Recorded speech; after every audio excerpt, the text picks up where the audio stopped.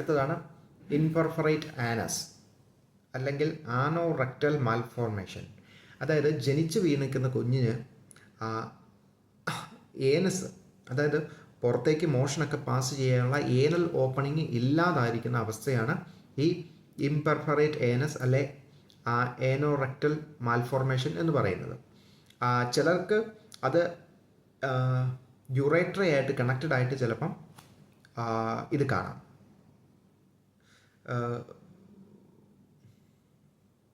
പ്രശ്നം കാണാം. കണക്ട് ചെയ്തായിരിക്കും ചിലപ്പം ഈ ഏനൽ ഓപ്പണിങ്. ചിലർക്ക് ഒട്ടും കാണത്തില്ല. ഇത് രണ്ടുമാണ് ഇതിൻ്റെ സംഭവം.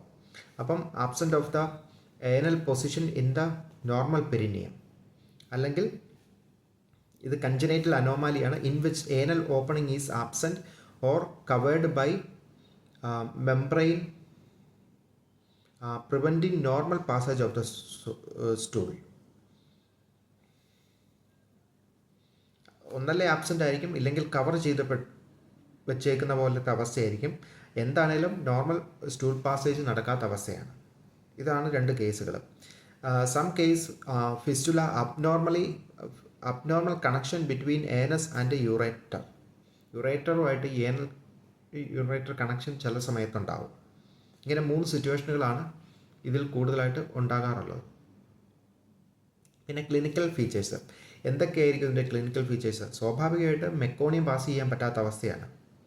24 to 48 അവറിനുള്ളിൽ മെക്കോണിയം പാസ് ചെയ്യുക. കാരണം മെക്കോണിയം പാസ് ചെയ്യാനുള്ള ഗ്യാപ്പ് അവിടെ ഇല്ല. അതാരും ആദ്യം ശ്രദ്ധിക്കത്തില്ല, പിന്നീടാണത് മനസ്സിലാക്കുന്നത്. അപ്പം മെക്കോണിയം പാസ് ചെയ്യാതിരിക്കുമ്പോഴാണ് ഇതെല്ലാം ചെക്ക് ചെയ്യുന്നത്. അല്ലെങ്കിൽ യൂറിൻ, സിസ്റ്റിക് ഫൈബ്രോസിസും ഹെർഷസ്പ്രാങ്സ് ഡിസീസുമാണ് ഇതുപോലെ മെക്കോണിയം വരാത്ത വേറെ 2 അവസ്ഥകൾ എന്ന് പറയുന്നത്. പിന്നെ uterine meconium expel out. Urinate ചെയ്യുമ്പം when urinate meconium expel out through the യൂറിനിലൂടെ മെക്കോണിയം പുറത്തേക്ക് വരും. എന്താ കാരണം? ഈ fistula connection through the ureter and anus. യുറേറ്ററും ആനസുമായിട്ട് കണക്ഷൻ ഉണ്ടെങ്കിൽ മെക്കോണിയം സ്റ്റെയിൻഡായ യൂറിനായിരിക്കും ഔട്ട്പുട്ട് ചെയ്യുന്നത്. അതിൽ നിന്ന് മനസ്സിലാക്കാം. പിന്നെ സ്വാഭാവികമായിട്ട് അബ്ഡോമൻ ഡിസ്റ്റൻറ്റഡ് ആവും, നോട്ട് പാസിങ് സ്റ്റൂൾ. കാരണം സ്റ്റൂളിന് പുറത്തേക്ക് പോകാൻ പറ്റാതെ വരുമ്പം അബ്ഡോമൻ ഡിസ്റ്റൻറ്റഡ് ആവും. അപ്പോൾ അബ്ഡോമൻ ഡിസ്റ്റൻറ്റ് ആകുമ്പോൾ അപ്പോൾ അബ്ഡോമനിലുള്ള ഏക പ്രതീക്ഷ എന്ന് പറഞ്ഞാൽ മേളിലേക്ക് തള്ളാനേ പറ്റത്തുള്ളൂ. അങ്ങനെ ഫ്രീക്വൻറ്റ് വൊമിറ്റിംഗ് ഉണ്ടാവും. പിന്നെ വൊമിറ്റിംഗ് ഉണ്ടാകുന്നതുകൊണ്ട് ഫുഡ് പാർട്ടിക്കിൾസ് താഴ്ത്തുകൂടി പോകാൻ പറ്റാത്തതുകൊണ്ടും കൊച്ചിന് ഫുഡ് എടുക്കാൻ യാതൊരു താല്പര്യവും ഇല്ലാതാവും.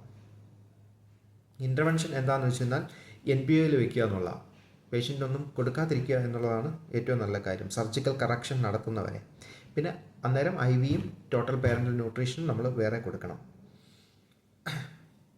നാസോഗ്യാസ്ട്രിക് ട്യൂബ് ഇട്ട് ഡീകംപ്രസ് ചെയ്തുകൊണ്ടിരിക്കണം ബോഡി.